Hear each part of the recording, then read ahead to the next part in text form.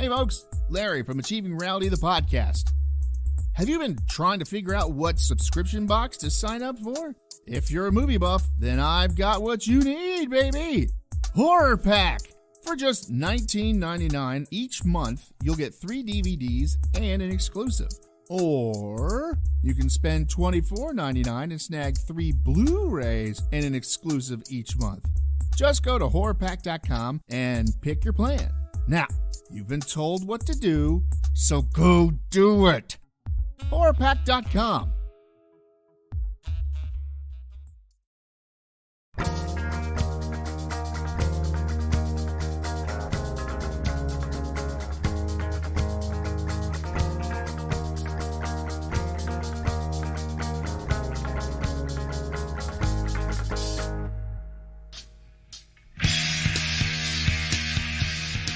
All right, it's time for another Achieving Reality, the podcast, with the world's greatest anything under the sun, Chris Ethridge.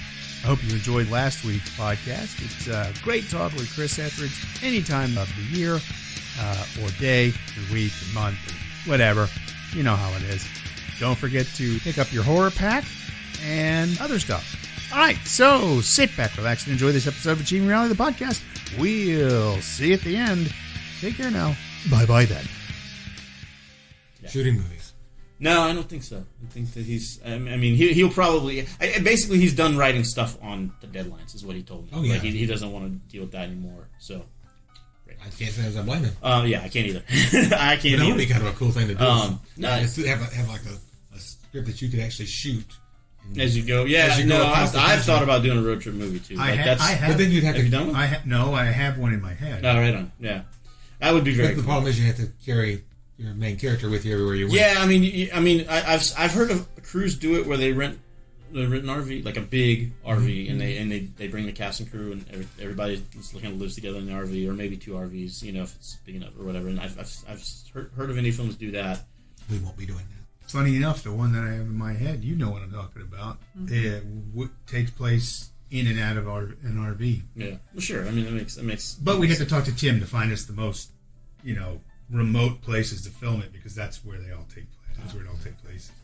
Yeah. So, Yeah, middle you of gotta, nowhere. That's the thing is you can do it one of 2 ways, right? You can hop in the car and hope that you find what you need, or you can pre-plan locations and drive to them. So that's a cool idea. I don't know that I would ever do that. Aeronautica, the movie. So that's next. I think is going to be that. And then, that's cool. And then there's probably Sounds like fun. a couple of potential features are very nascent right now. Literally had a conversation a week ago at a birthday party that turned into me like sending a page of notes and being like, "Oh, this is really cool," and that may or may not turn into anything. About the party, or no, it's just an idea that a writer friend. I was say that was a pretty neat party if you made a movie out of it. No, I was saying it's a pretty rude guess. He gave me notes on my party. That's right. Yeah, no, he's been working in the business too long. You could have done this better, and really this. Yeah, no, absolutely. Really, spaceship. Yeah. The cake was meh. Yeah, right. So anyway, so we'll see. Like that would be kind of cool. I've got again, time is limited for me to some degree, but also like the truth is I want to spend my time doing the things that I enjoy. So this is important. Yeah. So anyway, that's about it. That's the big rundown. That's everything, huh? Yeah, I think so. So he's doing the same thing I'm doing. He's getting tired of the day-to-day, wants to get back to doing what he likes to do. Sure. And you had your own little lockdown here not too long ago, so. Oh well, yeah, that was interesting because we were going to do this. Let's reschedule this twice now. Yeah, right? And you had COVID the first time. Mm-hmm. Both of us. Oh wow, yeah. I guess that makes sense. Well, he had it one week, and then as he was getting over it, I did the shoot for the movie The Dance, and our host for that event came down with COVID 2 days later, so, so we had to go get tested. Right. And I tested negative both times. And he was asking, he's like, we need to record. I go, you're not coming over here until, you find out that you've been negative for, X amount of time. And, I finally did. How that happened. Your turn. So I went to Austin, and I wore my mask on the plane, me and like 4 other people on a full plane, but I did. And, but I didn't at the Kevin Smith event, and I was like, I'm probably gonna get it. Like I haven't gotten it yet. I'm still theoretically, right? As this is going to be there's no way around it. Like there's no way. That's the title of the episode. Well, Kevin Smith gave me COVID. No, well, technically he was just getting over it too, which is hilarious. Yeah. Oh yeah. Yeah. But also you got to remember, it technically takes about a week. Yeah. Right. Well, so that's the thing. So then I got back on. I went Wednesday or whatever, right. And then on Saturday I started coughing, and I coughed for probably like the whole week. Like probably Saturday to like when I go see my dad. My dad was the following week, and I was supposed to go see him on Saturday, like a week later, right? And so I was coughing all the way up through, I guess like Thursday or Friday.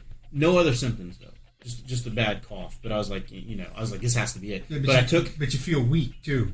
Yeah, a little bit, yeah. But I didn't really. But so I took 2 home tests and they were both negative. But then I'm like, I'm going to see my dad. I got to make sure, And the cough was starting to like go away. It was still like I still had like these attacks. But then I took a PCR test on that Thursday or Friday a week later, and it was negative. And I didn't I have historically it's really funny, up until 2020 I have a yearly like bronchial thing where I just have a week. Yeah. I get a nasty cough for a week. Yeah. And I didn't get it in 2020. Of course I didn't. I didn't go out anywhere, right? I didn't get it in 2021. So I assume that maybe this was COVID, but if it was, it's that one of the variants isn't tracking on the tests very well, which I have seen articles where they're saying, it's not doing, some of the tests are useless now on certain variants. Well, I mean, it's basically burning itself out. Right. So. Right. But it's rapidly trying to like change, It's trying to acquire 20 status. Right. So I don't know. I don't know if I had it or if it was just my normal bronchial thing. But either way, I wasn't about to show up. I wasn't about to show up here and be coughing constantly. No. Yeah, no. Our thing was I lost my voice almost a second time this year. Because like you with the bronchial thing, for some weird reason, I just lose my voice for like 2 weeks. Yeah. It makes recording difficult. It does. Sure. So then I need to get a couple extra intros. To the mic like this. I just need to get in there. I need to record some emergency intros. Yeah, to the show. No, that's what the robot was for. Yeah, the robot kind of sucked. Hey, you guys got a Reese feature now. Yeah, there you go. I don't got no Reese feature. Yeah, right now that's expensive. You should look into it. But I do have that. There's that one program they have that you train it with your voice, and then you type, and then you type, and it'll follow your speech patterns. Yeah, that's what they do for this. I was listening to a SpongeBob Raps album, and that's basically what they use for it. It's incredibly funny. But I fed 100 episodes of Achieving Reality into a bot, and this is what I got. Just Larry laughing and cussing. And farting. I cut those out. Yeah, but so we both ended up really hoarse and just exhausted. And we had split up. She slept in one room, I slept in the other. Yeah, that was a lot of fun. But it sucked because I couldn't work for 2 weeks, and if I don't work, I don't get paid. Right. I couldn't say, well, I'll take that as my 2-week holiday. Yeah. No. And of course, I was working even though I had COVID. Did you work from home? Yeah, working from home. Yeah. So I assume that's what I would do. I'll be like, yeah, well, it's hard to do that when you're, clothing sales. Right, sure. I've locked down for 2 weeks. Hey, Larry, here's 14 more screenplays. Will you go make sure these get made? I can't. I'm got in lockdown. Yeah. I'd be like, sure, I'll do all the voiceover work for you, and I'll give it back to you. So I don't write things with voiceovers. Why not? Because I got the real Larry. I don't need to do it remotely. Yeah, but I can just record it and give it to you. You're just down the street. Yeah. Well, no, I will say that even during COVID, too, I know they did a podcast we tried doing it via the phone. Oh, God, that was garbage. That was interesting, I'll say that much. Didn't cut together very well. It didn't work too well, yeah. No. Yeah, I believe that. Yeah. Well, because I recorded on my end, he recorded on his end, and then I sent him to him. Yeah. And my microphone sucked. Really. Yeah, I got a good one. You should do. I mean, Zoom is like if you have to do that. We did that when we had Tim in here. I had some kind of issue with my browser and everything that just. We did the commentary for Haven's Inn on Zoom. We actually put everybody in the windows. I recorded it, and you can't tell the commentary track is a Zoom track or a Skype track. I don't know what it is. Yeah, but yeah, you can't tell. We did the podcast a couple weeks ago with 3 people coming in over Zoom. Was it 4 people over Zoom? Yeah, 4 over Zoom and 1 here, 2 here technically. And we had Tim Everett in, and he's talking about his news project. Yeah. He was here, and then everybody else was on Zoom. Yeah, I mean, now granted, I don't pay for it, so we had 30 minutes, and then right, I had to reload yeah. it. And you can tell. Yeah. But it's not bad though.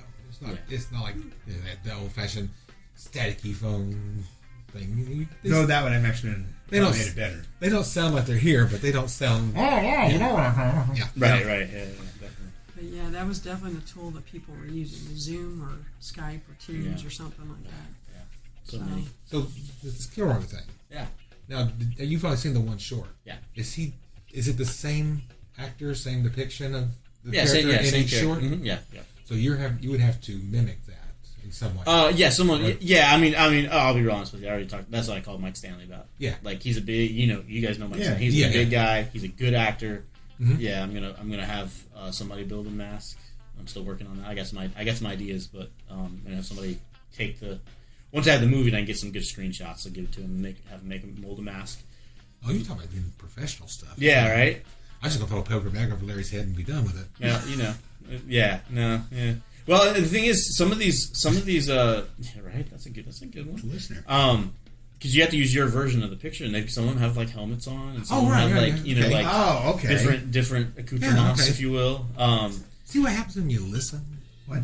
That's what happens when you listen. What? I'm trying to pick out details and stuff, and he already said this once. Well, he didn't say that you needed to use it the way it looked in the picture. Yeah, he just said you got to use the picture.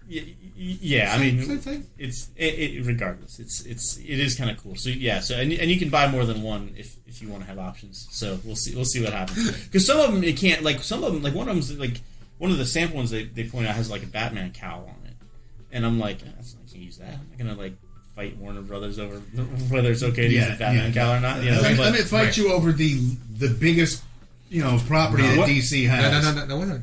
They don't own cowls. They only own Batman. That's otherwise that's fair. Yes, but they do own the Batman cowl. No. Yeah. They own Batman. This is a very interesting theoretical question, and I'm going to leave you to test the hypothesis. I'll do it. Because Marvel got away with it. Why wouldn't we get away with it? With what? Because they did the knockoff Batman character. They did the whole knockoff Justice League. Squadron Supreme. And they had a Batman in there. Yeah, I mean, sure. They don't own pointy ears. They own Batman. You can use pointy ears. It's fair. That's fair. I'm still not going to do it though. So what I want and what I want is to get one that's close to the original character as I can get, right? So we'll see what the options end up being.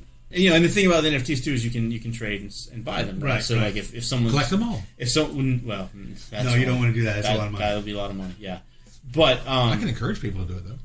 You can go right ahead. No one's stopping you. Hey, if I get him one extra sale, I did my job. Fair. That's fair.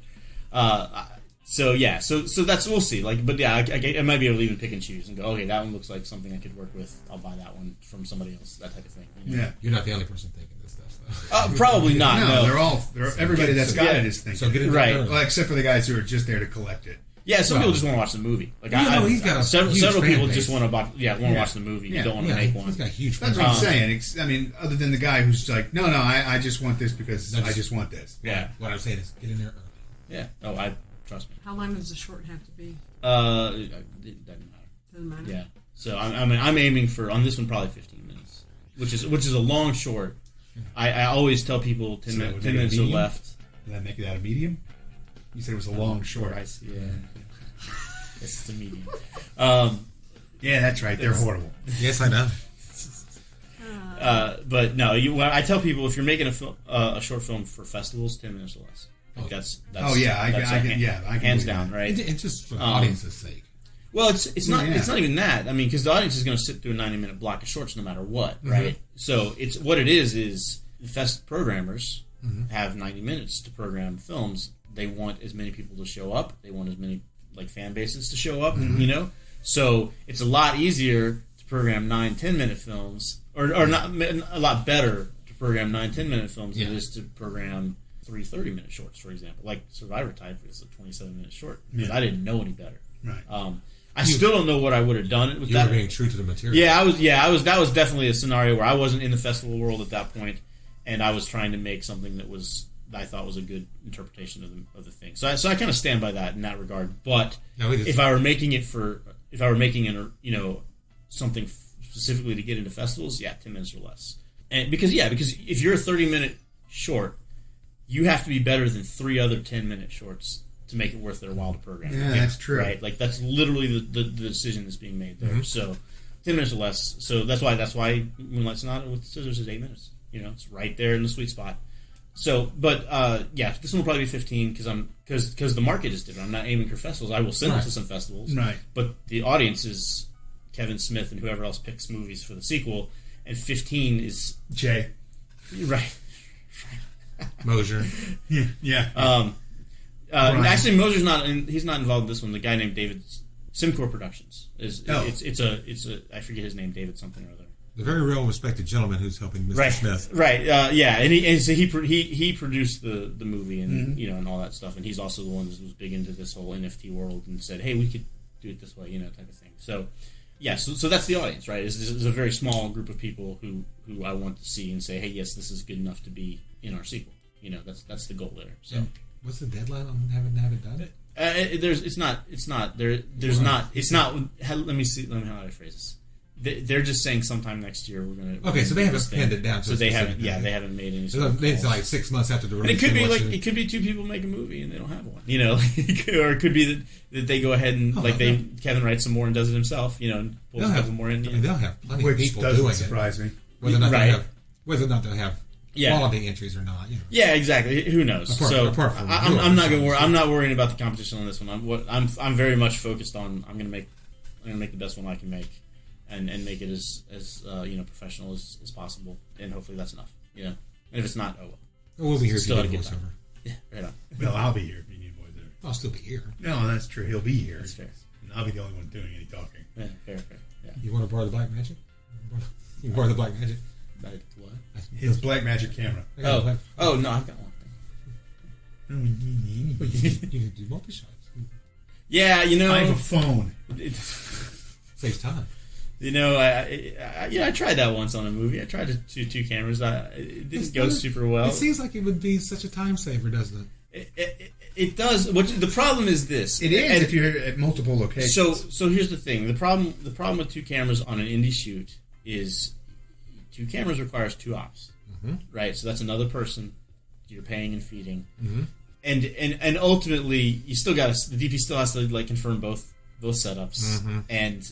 You might save a little time. You might, particularly if you get into a groove, But you're for big wides, you're not doing a second camera generally anyway. For it's mostly for coverage is where second cameras come into play. And I don't know, just it seems like such a good idea. We brought 2 cameras to Havens Inn, and we did it for a day, and then dropped it and just went back to 1 camera. So that's. We shot for the one that first 40 I had to do with Gordon. We shot with 2 identical cameras. Oh yeah.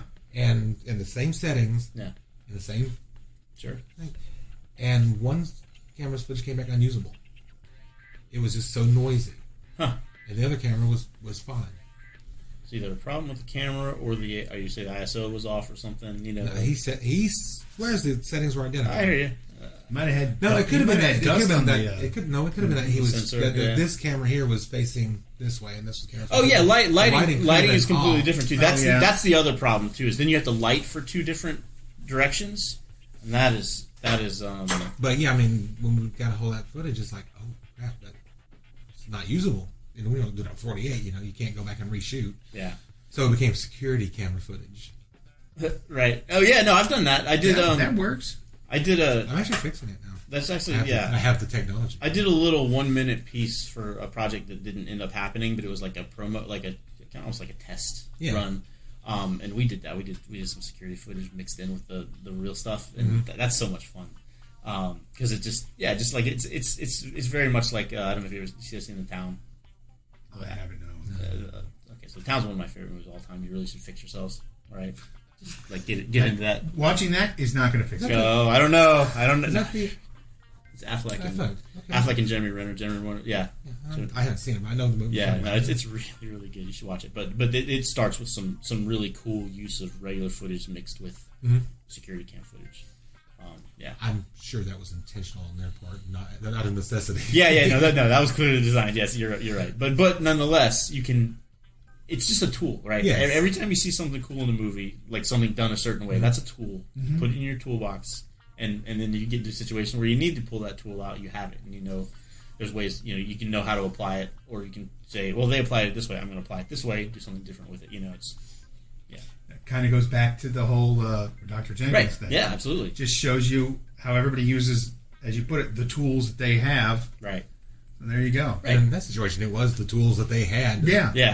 Absolutely. Right, and some of that, absolutely. Some of that was like, hey, you'll see like those one shots where they just set up a wide and go. That's what they had. Like they didn't have a second person. Like all of my shots are static. I think maybe I digitally moved the camera once or something. I don't remember. But I can't remember if you did or not. Yeah. Because I remember you sent. Don't me give your everything piece. away.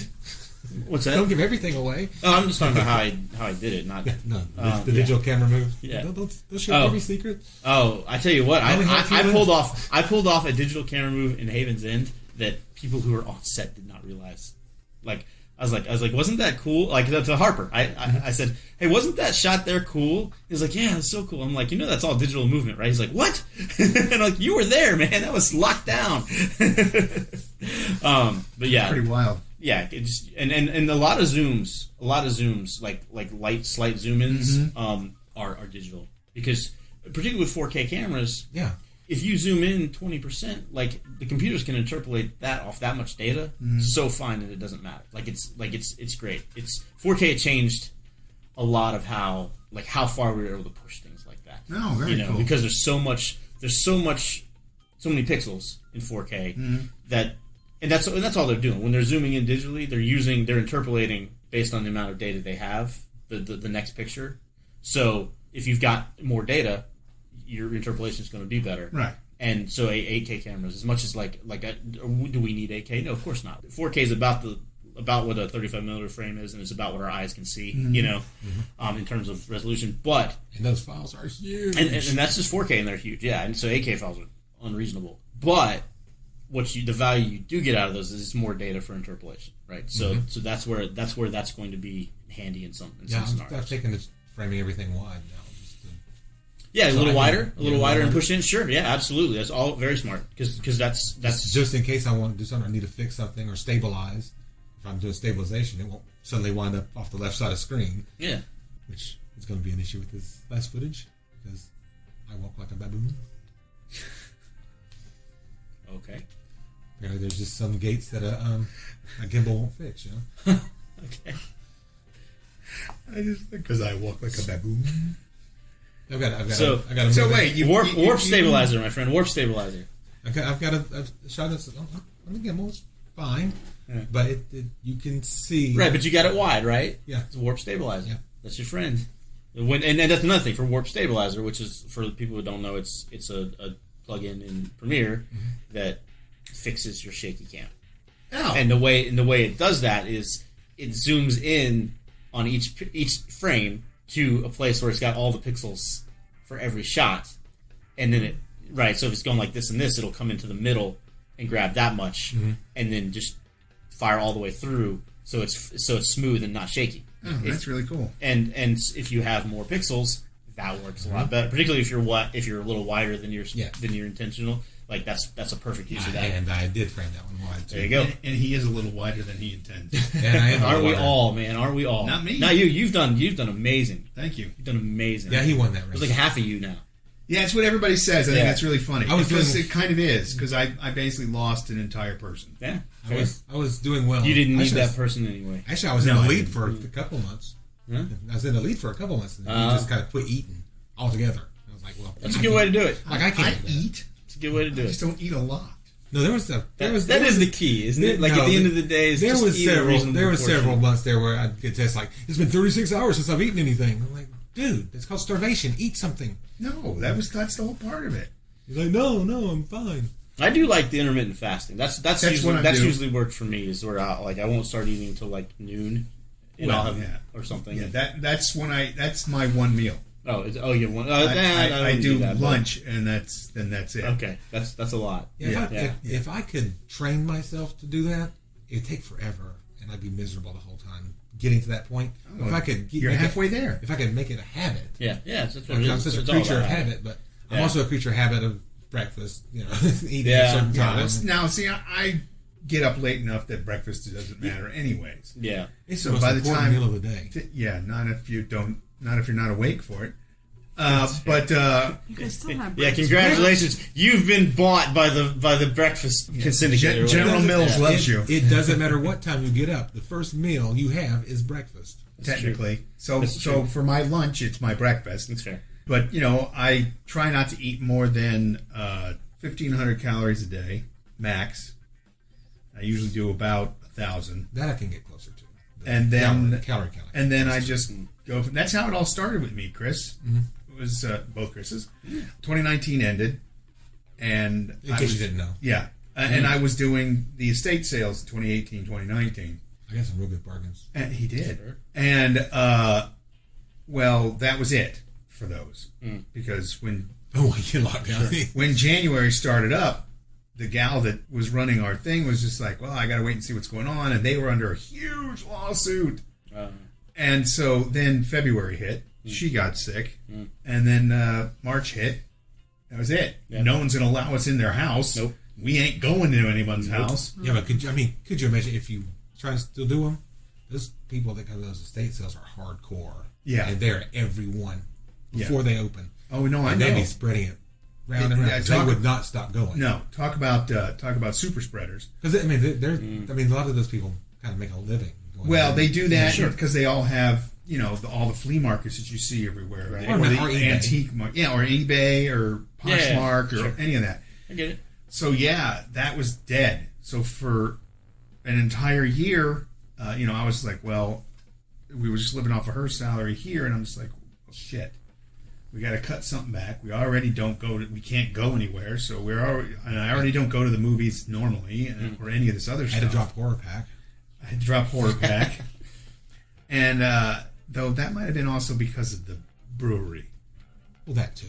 Yeah. Well, that, But no money lost there. No, not at all. No, not like $110,000 or more. But so I was just like, well, I'll just start watching what I eat. And everybody else is talking, all I did is sit around and eat. I'm like, oh, really? All I did was watch television. Well, what about eating? Nah. Because that's when I started cutting. I started cutting back everything. And That's fair. I actually lost the weight during lockdown myself. Yeah, and it was a little. When the end of the when the end of the year came around, which wasn't technically the end of lockdown. What was it? 50, 60 pounds lighter. 50 pounds lighter. And then by the end of last year, I was over 100 pounds lighter. So that's fantastic. Yeah, we need to get you a new headshot too. I need to get new headshots. I got to update the website anyway, but I need to get a fresh picture. Yeah, I need to do new headshots anyways. So just in general. Talk to Brandon Bishop. Well, there's that, and I'm trying to buy a house. Sure. So, we got one of the few people that actually show up on my Facebook feed. We got to look at a car. Yeah. It's really weird. So I got like 9 people that want me to do headshots with them. Yeah, fair. That's so fair. I'm just do like, one with each. What's that? Yeah, make them fight for it. That's true. Sure. Tell Andy to put in a bid picture. Yeah. Come out. Show me your best shot of me. Come out, do one shot, compare it to the others, and then. If I don't like it, and then they'll all get master class on how to take advantage of artists. Good job. That's what the podcast is for. I can write a wiki how. Take advantage of so much, I can do it a couple times. We could write that. We could write a wiki how. Look, I have Ethics by Chris.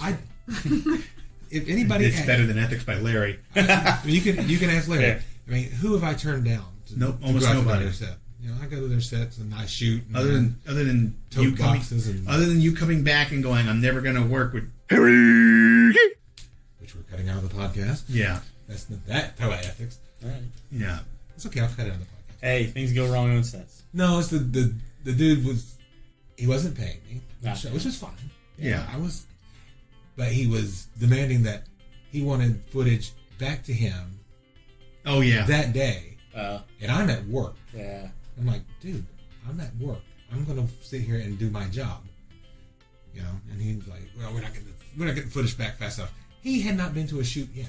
We had 3 things. Uh-huh. He hadn't been there. Was he a producer? Or he was He's the producer. He was a writer. He hadn't been to one shoot because he was at work. Yeah, right. You gonna tell me that I should if you're not paying people, you got to treat them different. Yes, I'm gonna skip That's I'm gonna skip out of work. Yeah, honestly, even if you are. You should always treat people with respect. When I did Rednecks in 2019, I didn't know these people. Skip gave them my name and face, and they gave me a call. You should get that back.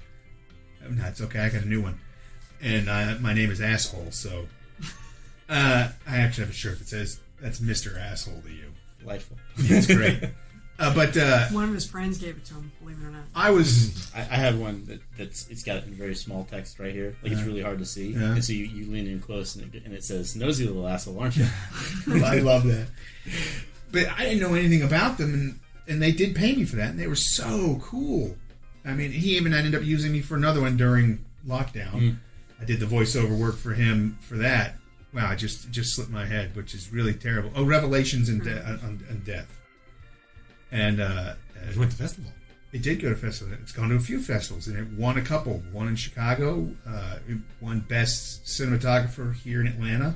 But, yeah, I was just like, oh, wow. This is really cool. So I was very happy to see that, there is somebody out there who thinks like I do. You need to treat people well, or they're just going to flip you the bird and walk off. Yeah, and I want to clarify too, just because you always treat people you're working with respect. Yeah, period. You always do.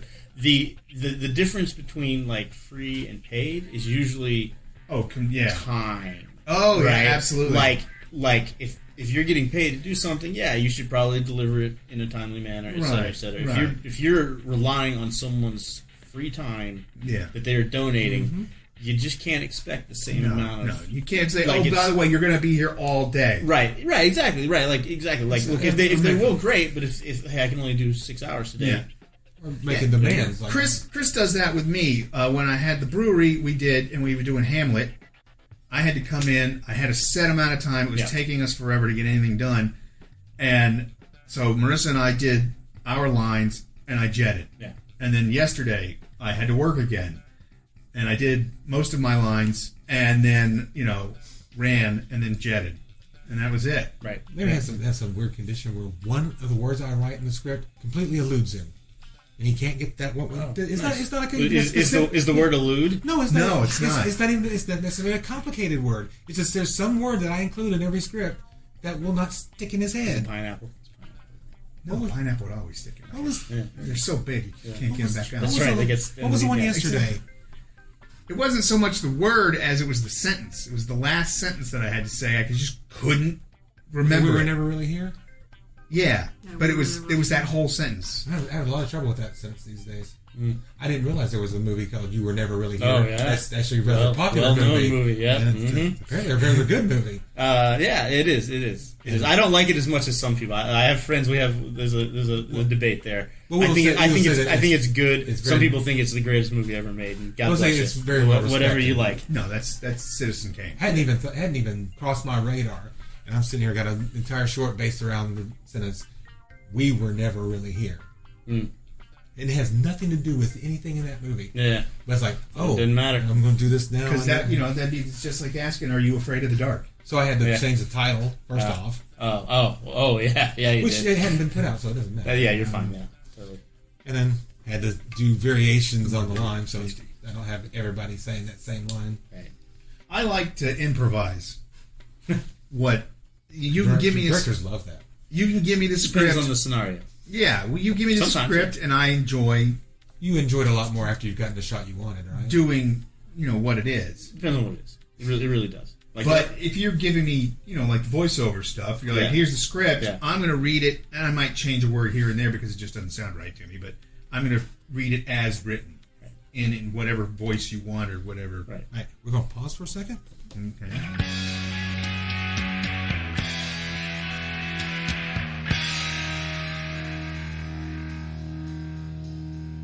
All right, there it is, another exciting episode with the great and wonderful and fabulous and amazing and all other great superlatives, Chris Ethridge. We love talking to him. You love hearing us talking to him. And we've almost got that satin jacket for him. All right. So for Chris, Marisa in parentheses, and everybody else involved, I don't know, me saying, holy crap, I have know what I'm doing, but get yourself a horror pack, watch Haven's End, and everything else Chris Ethridge does. Yeah, that's right. I said it that way. See you later.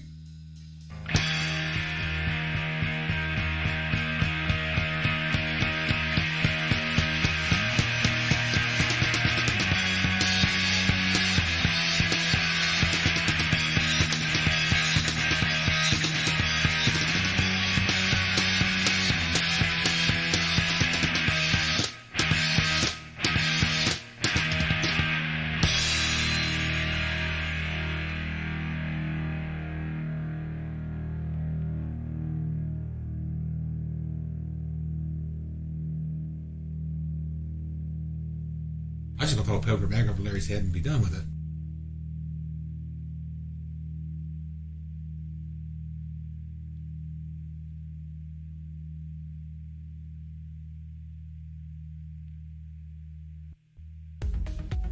Hey there, listeners. Larry here. If this is your first time listening, then hey, how's it going? If you're listening with a friend or just kind of ran into us, I can help you find us some more. You can find us by searching on Spotify or Podbean by typing in Achieving Reality in the search bar, or you can go on Facebook and type in Achieving Reality and find us that way. Thanks a whole lot and keep enjoying the show. We love you all. Just Larry laughing and cussing. Yeah. And farting. I cut those out.